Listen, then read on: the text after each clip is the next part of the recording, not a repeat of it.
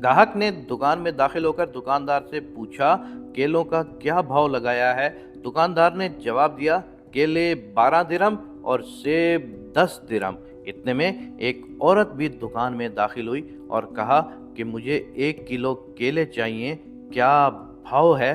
दुकानदार ने कहा, केले 3 दिरहम और सेब 2 दिरहम। औरत ने अल्हम्दुलिल्लाह पढ़ा। दुकान में पहले से मौजूद ग्राहक ने खा जाने वाली गजबनाक नजरों से दुकानदार को देखा। इससे पहले कि कुछ ओल फोल कहता, दुकानदार ने ग्राहक को आंख मारते हुए थोड़ा इंतजार करने को कहा।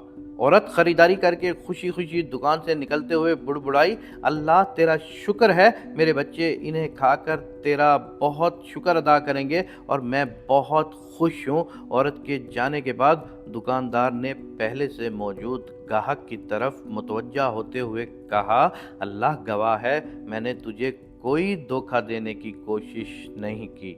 ये औरत 4 यतीम बच्चों की माँ है, किसी से भी किसी किस्म की मदद लेने को तैयार नहीं है। मैंने कई बार कोशिश की है और हर बार नाकामी हुई है। अब मुझे यही तरीका सूझा है कि जब कभी आए तो इसे कम से कम दाम लगाकर चीज़ दे दूं। मैं चाहता हूं कि इसका भरम कायम रहे और इसे लगे कि वो किसी की मोहताज नहीं है। मैं ये तिजारत अल्लाह के साथ करता हूं और उसी की रज़ा और खुशनुदी का तालिब हूँ।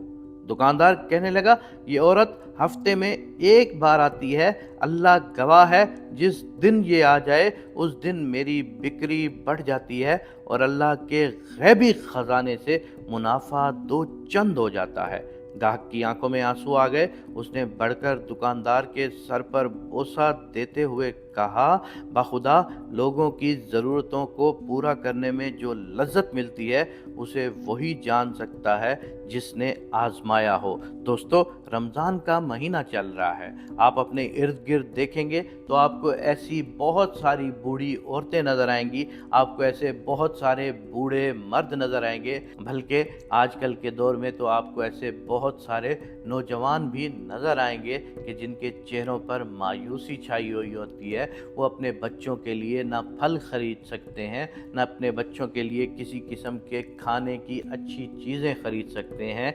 दोस्तों, आपका थोड़ा सा वक्त किसी के लिए बहुत ज़्यादा बन सकता है। कभी अपनी जेब की तरफ देखते हुए ये ज़रूर सोचना कि जितने तुम अयाशी में उड़ा देते हो उतने तो लोगों की महीनों की इनकम भी नहीं होती।